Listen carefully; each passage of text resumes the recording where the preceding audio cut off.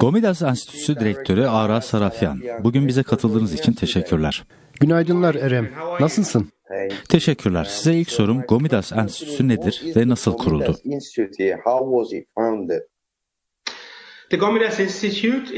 Gomidas Enstitüsü akademik bir Ermeni organizasyonudur. Benim de okuduğum üniversitede Ermeni öğrenciler tarafından 1990'ların başında kurulmuştu.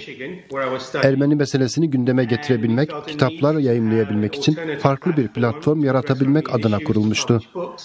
Organizasyonu başlattığımızda bu kadar büyüyebileceğini bilmiyorduk ve uzun yıllardır da Ermenilerle ilgili çalışmalarında dünyada büyük katkı sunuyoruz.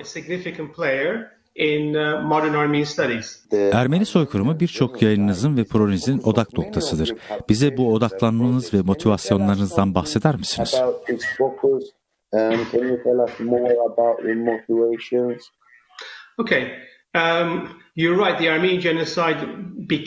Evet, haklısın. Ermeni soykırımı yayınlarımızda ve projelerimizde de ana ortak noktamız oldu. 1990'larda Türkiye Ermeni soykırımını kabul etmiyordu. Yeterli belge olmadığını, kanıtlanamadığını söylüyordu. Bir kurmacı olduğunu söylüyorlardı.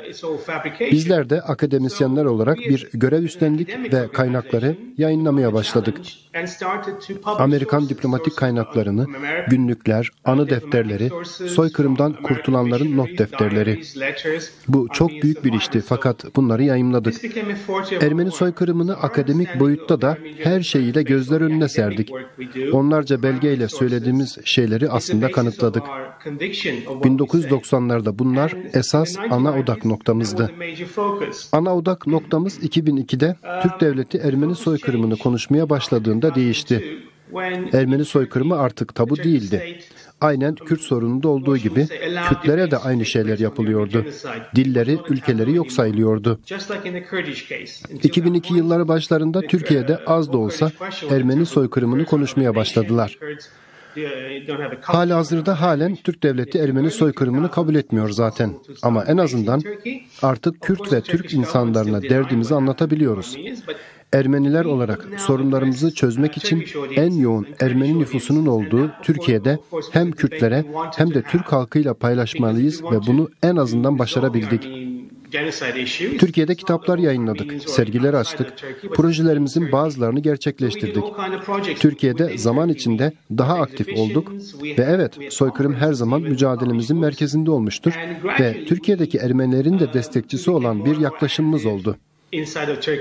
Fakat tüm odak noktamızı Ermenilerin soykırıma uğramasına değil, Türk tarihinin Ermeniler ayıklanarak yeniden yazılması, Ermenilerin mallarının Türkiye'de yıkılması, kültürlerinin yok edilmesi, mallarının yağmalanması ve yıkılması. Türkiye'nin yaptığı aslında Ermenileri tarihten silmeye çalışmaktır. Bu Türk milliyetçilerinin ajandasıdır ve Ermeni soykırımıyla başlamıştır. Bizlere sadece soykırımı değil, Türk milliyetçilerinin tüm bu yaptıklarını da ve Kürtlere yapılanları da inceliyoruz, çalışıyoruz. Agenda, and it starts with the Armenian genocide. So by talking about the Armenian genocide, we are talking in so many other issues to do with Turks and Armenians and of course Kurds as well. Enstitü son yıllarda çeşitli projelerle Türkiye'de faaliyet göstermiştir. İzleyicilerimiz için bu projeleri özetleyebilir misiniz?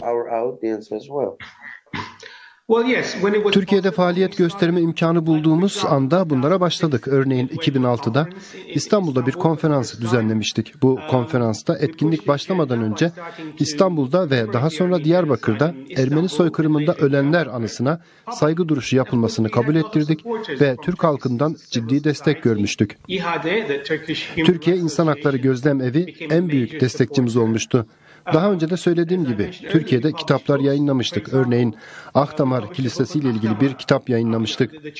Kitabı Van'da İngilizce ve Türkçe olarak yayınlamıştık. Bu bize Türk halkıyla bir diyalog geliştirmemize de yardımcı olmuştu. Bu şekilde sorunları aşabileceğimizi düşünüyorum. Diyalog geliştirerek ve kaynaklarımıza bir diğer gözle bakarak birbirimizi anlayabiliriz. Bu sadece işin yumuşak tarafı. Ayrıca Türkiye'de şahsen de bulundum ve faaliyetler yürüttüm. Örneğin Mavi Kitap, İngiliz parlamentosunun Ermeni soykırımı ile ilgili yayınladığı kitaptır. Türk milliyetçileri bunun bir kurmaca olduğunu söylüyorlar ama bunun kurmaca olmadığı ortadadır. Çünkü kitabın orijinal yazımları da Türkiye'de bulunmaktadır. Kitap Türkçe olarak Türkiye'de yayınlandı ve bu çalışmalara da katkıda bulundum. Bu tarz çalışmalar Türkiye ile Ermeniler arasında bir diyaloğun gelişmesini de sağladı. Ama halen Türk yetkililer hiçbir şekilde mantaliteleri değişmemiştir. Fakat Türk halkı bizi anlamaya başlamıştır.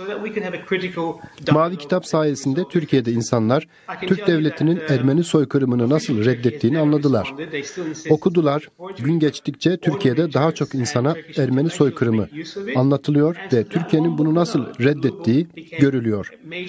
Kürt yetkililerle ilgili bir şey diyemem çünkü zaten Türkiye Kürt halkına da soykırım yapıyor. Kürt halkını da reddediyor, yok sayıyor. Türkiye bu tarz yöntemlerle bizleri de halkını da reddediyor, yok sayıyor.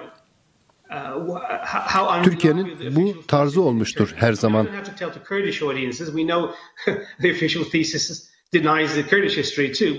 In our case, of course, it's a final layer of burying the Armenians, burying the Armenian issue. Having destroyed them, then you destroy the truth. Siz şahsen Türkiye'nin güneydoğusunda, özellikle Diyarbakır'da yer aldınız.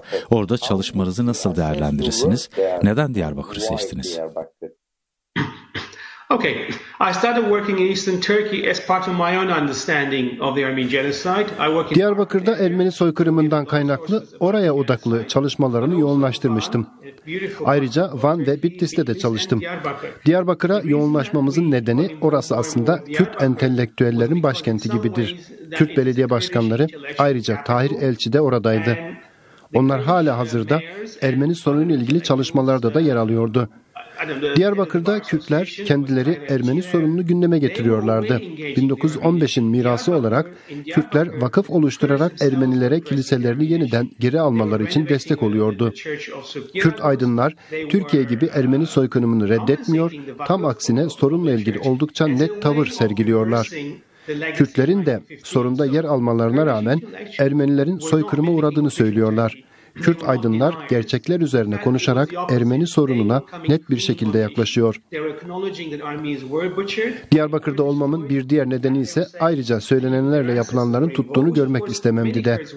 Türkiye'de İHA'de çalışıyorum ve 2013'te ilk kez Diyarbakır'da Eylül 24'ü için bir değerlendirme okumak istemiştim. Önerim kabul olmuştu. Tahir Elçi ise bunu bir konferans olarak yapmamızı önerdi. Bu, Kürtlerin diyaloğa ne kadar yakın ve açık olduğunu gösteriyordu. Ve Diyarbakır'da çok güzel etkinlikler yaptık. Aslında gördüm ki gelecekte sorunlarımızın çözülmüş olduğu bir dönem için diyaloglar şarttır. Diyaloglar geçmişte acı yaşayan insanların acısını dindirecektir. Diyarbakır Ermeniler için bir standart belirlemiştir. Fakat Ankara halen Ermeni soykırımını kabul etmiyor. 2015'te Ankara, 1915'te olanları inkar ederken Diyarbakır'da çok büyük bir birlik oluşmuştu.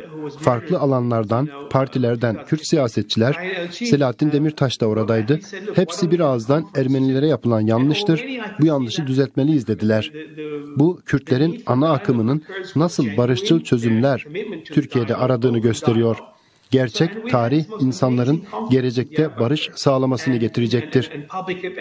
And I realized that this is the way where we can use our historical understanding of the past, but also to project a different kind of future. How to resolve problems. You don't hide it, you don't lie about it. Do you think that Kurdish-Armenian peace and reconciliation... Kürt-Ermeni barış ve uzlaşma çabalarının somut sonuçlar vereceğini düşünüyor musunuz? Detaylandırır mısınız? Could you elaborate as well? Yes, so further from what we said earlier, evet, Güneydoğu ve Doğu'da Türkiye'de kimse Ermeni soykırımını inkar etmiyor. Sadece Kürtler değil, bölgedeki tüm halklar. Aslında asıl soru bu insanların geçmişindeki acılarına, yaralarına çareler bulmaktır.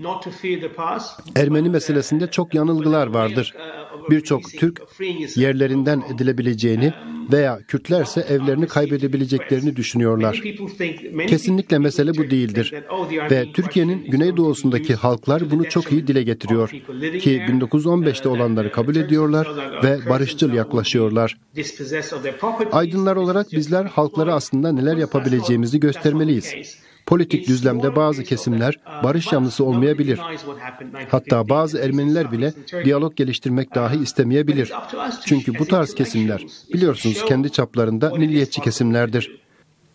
Fakat bizim için normal Kürtlere, Türklere, Ermenilere, normal halka, geçmişte yaşananlara rağmen halen insanca diyalog kurabildiğimizi göstermeliyiz ve ilerlemek adına Diyarbakır çok iyi bir temsiliyettir. Bu hatta Türk milliyetçilerine de verilen en büyük korkudur. Çünkü halklar birbirleriyle diyalog içerisindedir ve birbirini anlıyor. Türkiye ve Ankara için Ermeni sorununun çözülmesi büyük bir korkudur ve halkların diyaloğundan korkuyorlar. Bizim çözümümüz milliyetçi bir çözüm değil, aksine insani bir çözümdür. Empati üzerine diyalog kurmalıyız. Savaş ve baskı veya zorlamalarla değil, aydınlar olarak sözlerimizin arkasında durmalıyız. Diyarbakır'da verdiğimiz sözlerin de arkasında durmalıyız ve milliyetçi ajandaya karşı halklar olarak diyalog kurmalıyız.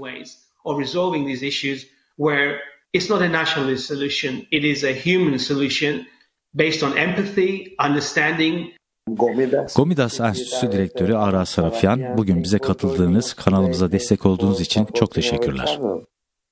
Beni davet ettiğiniz için çok teşekkürler. Thank you.